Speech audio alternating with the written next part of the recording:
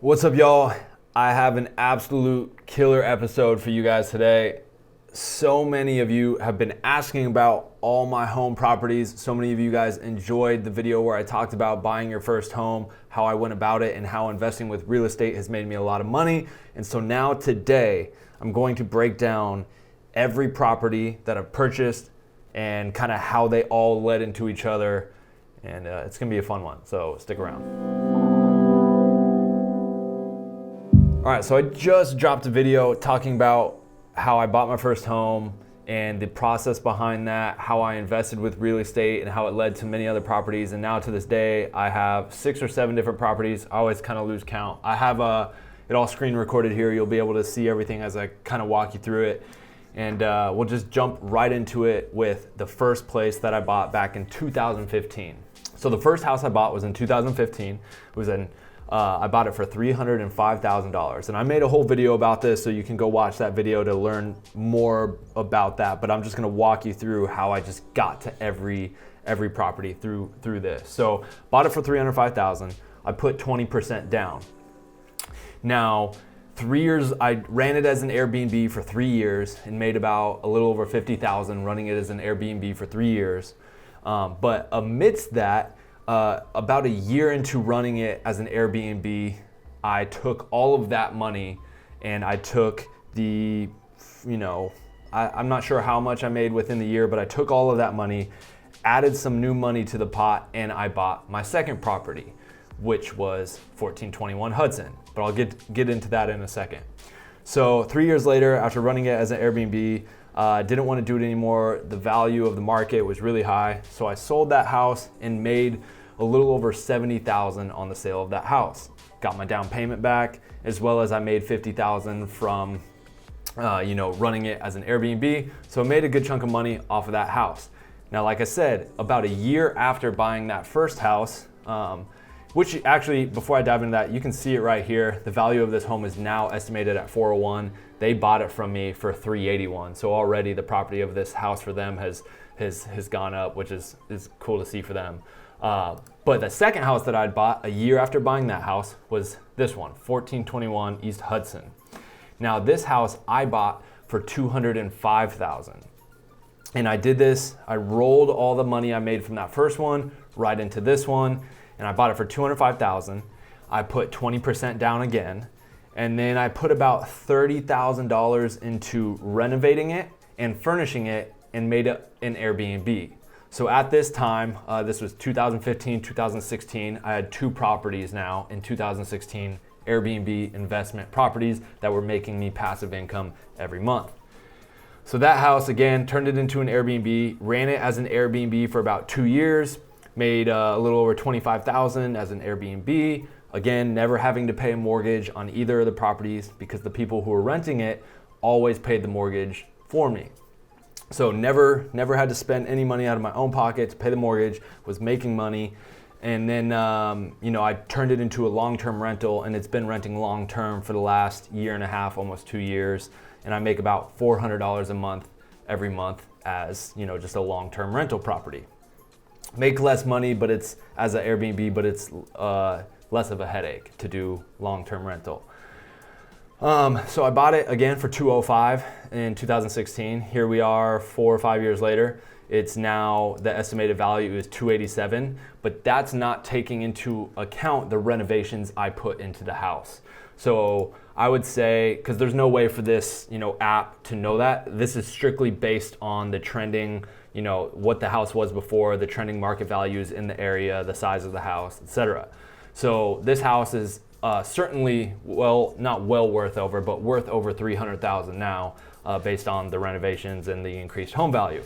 So if I were to sell this now, I would make a bunch of money, but I'm going to continue to hold on to this property as long as I possibly can till the house is completely paid off. I never owe anything on it. And then one day this will be a nice retirement fund when it's worth $400,000 and I just decide to sell it, and that'll be $400,000 in my pocket.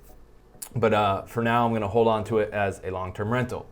But after that, 1 year after that, I bought what is now the house I live in now, this Cairo house. So this is my personal home in AZ. This is where I live when I'm in Arizona. We'll get into my California place in a second, but I bought this place for $555,000.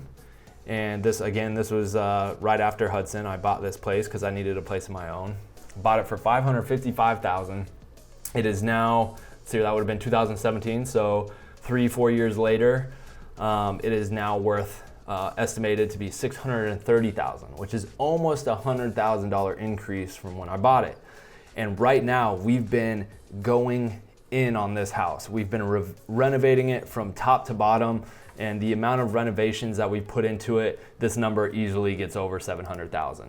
Easy, no question. So, the value we're putting, investing our money back into the home, putting it back into the home, renovating it, not only to have the nice home we want, but for 20 years down the line, if we decide we want to go sell it, the house is fully renovated, it's easy, it's a bigger sell for people to just walk in and buy the house, and it's gonna be worth a lot more than had we done nothing to it. So again, put 20% down. This is my personal home. We've been renovating it, still got some time to renovate it. There's still some things we're doing, but that was my AZ home. The year after that, I bought Chaminade, which is the honeymoon hideout. If you guys are familiar with my film studios and different things. Now, I bought this home because I wanted a place in LA that was my own. I didn't want to be paying rent to someone's house, an apartment, anything. I wanted my own home in LA, but I did it with the intention of turning the home into a film studio, a place that not only I could use to film videos and whatnot, but I knew other people would rent out to shoot as well, to pay my mortgage for me. I didn't want to pay a mortgage if I didn't have to, so I knew if I decorated it and built it to be like a film studio, that I'd have other people paying my mortgage for me, and I could make money in the long run. Now, there was no guarantee it was gonna work. I was scared going into this, spending all this money on this house. Again, same thing, I put 20% down on this house, which I bought for $735,000. You can see now it's about 1.5 years, 2 years later, it's worth approximately $816,000. So already the value in this home, in this area, you can see it's trending and picking up heavy. So that's great, value has gone up. I've made a bunch of money on the property as a rental property for film shoots. And again, never having to pay my mortgage because other people are paying it for me. My plan is to hold on to this as long as possible until I decide I don't want to have a film studio anymore, or if we don't want to run it as one, we'll sell it and we'll get an actual house that we feel more comfortable living in, because it's like straight out of the 70s. It's not the most like comfortable to live in, feels a little weird. Feels cool at times because you're kind of like in this time capsule or whatever, but it is a little odd considering I like a very clean, minimalist kind of look, and back then it's a little darker of tones. But anyways, I digress. That is that property in that house. And about 6 months into us renting that house out for shoots and different things, jokingly, my wife was like, oh, we should do another one. And I always wanted like my own film ranch. And so I just started searching around, and then I ultimately bought within that week of searching what is the Eclectic West. And this one, it can't really pick up the value and whatever because it's just like this 40 acres of desert property out in the middle of nowhere. This one I paid cash for. I did not do a loan, so it can't really pick up the information of this property. But I paid cash for this place, so I don't have a mortgage on this property. I'm just gonna continue to use it as a film property, build new sets every year. I've got a bunch of cool new sets planned to build out there. There's already a bunch of really cool stuff out there. If you're not familiar with this film property in LA, there's airplane crash, convenience store, gas station, a cabin, geodome, abandoned grow houses, and again, 40 acres of just awesome desert landscape to go shoot and have fun on, photo or video. So I quickly rolled all the money that I made from Chaminade, honeymoon hideout, into buying this property. And then from there, that's when my business partner in Prism Lens Effects and Tropicolor, Tom, wanted to get involved on some properties. And so we rent 3 different studios and are in the process of buying one right now. But 3 different studios. We have Barracks LA, Bubblegum LA, and The Lodge LA. All 3 of those studios we did not buy. We rent those properties and run them as film photo studios. And that's what started our Buff Nerds Locations LLC and business, and where we run all those studios from. And we're now buying a house, which is the property we're currently working on buying right now as another film studio. It's this amazing 1850s just mansion in Santa Paula, California. Super excited about that. I don't want to talk about it too much yet. You'll see a video when we get the property and what our plans will be for that. So that's kind of all of that stemmed into creating Buff Nerds Locations, and now we have several, a bunch of film studios in LA. From there, I bought this house next door to me here. So the house next door, when we came home during like COVID and everything was happening, we started renovating this house. The house next door went up for sale, and right at the same time that house went up for sale, my brother was looking of moving back with his family from Hawaii to Arizona. So I helped him buy that property because I wanted my brother to live next door. We have a great relationship, and I want our families to grow up together and spend that time together. And it was, a smart investment on my end, just knowing the area, this neighborhood is highly desired, the property values keep going up, and there's plenty of things that can be done to update that property to make it even worth even more.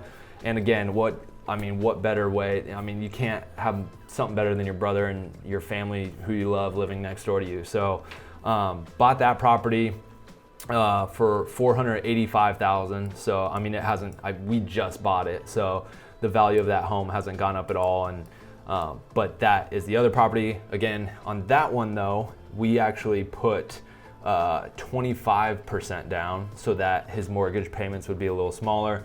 So 25% down on that house, and that's the only time I've put more than 20% down. I usually stick with 20% because, as I mentioned in the video previously, anything below 20%, if you put less than 20% down, you have to pay mortgage insurance, and that can be very expensive, and I didn't want to do that. So I always aim for at least 20, but on this property we put 25.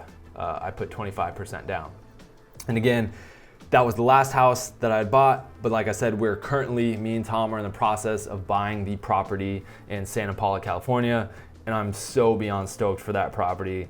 It's gonna be amazing. It's gonna be another film photo studio, and I can't wait for you guys to see what we're gonna do with that one. So I know that was a lot, but I wanted this video to show you guys basically taking the process of how I did it and why I did it, but also showing the various investments and how it's helping me grow and create other businesses, because I have different revenue streams coming in. I was able to build a film photo studio business from it. I have, over the long term, the property values are rising. My money is working for me invisibly. So if I want a bunch of money to do something else, or one day there's something I need or want to do with all that money, I could sell a property, get my money back out of that house, get the down payment back, make money on the sale. I'm just a huge advocate for real estate. It's been so beneficial to me and allowing me freedom to work on all the projects I want to work on, to create film and photo studio spaces for you guys, like people all over the world, to come shoot at, to come create at affordably and not charge an arm and a leg, but to also build another business, build multiple revenue streams, build a secure financial future, taking advantage where all of these things, I never have to pay a mortgage because there's always someone else paying that mortgage for me. Plus I'm making money off the properties outside of this house. This is the only house we don't rent out currently for anything, because kind of need something to be our own personal thing. But that is the steps, and this has all happened within 5-6 years. I made it a goal for myself that when I bought the first house in 2015, 12th place, that every year for the next 5 years I would buy a property. That was a goal I made for myself, and I stuck to it, and it's been extremely helpful and beneficial to me and in my career and what I want to do, and has allowed me to do a lot of things I want to do. And I think that's something that's super important, is that you guys, you really set a goal for yourself, and then you figure out how you're going to do it. And for me, it was starting with the first one, taking all that money that I was earning, putting that into another one. That one starts making money. I take all that money, profits from both of those now, put it into another one, and just kind of keep having them each bankroll the next one. So that was my process. Hopefully this enlightens you a little bit towards just my process with it in real estate. It opens your eyes to just something new. That's all you could ask for, is hopefully this helps a lot of you guys. And I know a lot of you have been asking me about the process between all these properties and whatnot, and how I did it, and that was how. Sometimes you just gotta take big risks. I'm not saying it wasn't scary ever. It was certainly, every time I'm buying one of these properties, it's scary as hell to think, is this the right move? Is this gonna work? Is there better ways to spend my money? All those thoughts go through your head, but sometimes you just gotta take those big leaps, the risk, be bold, and stay true to your guns and work hard, and it can pan out. So again, hopefully this video helped. If you have any questions below, I know that was a lot of information just thrown at y'all all at once. In the comments below, ask me a question and I'll try to do my best to answer them for you guys. All right, I think that is it. I'm Jakob Owens for the Buff Nerds, and I'm out. Peace.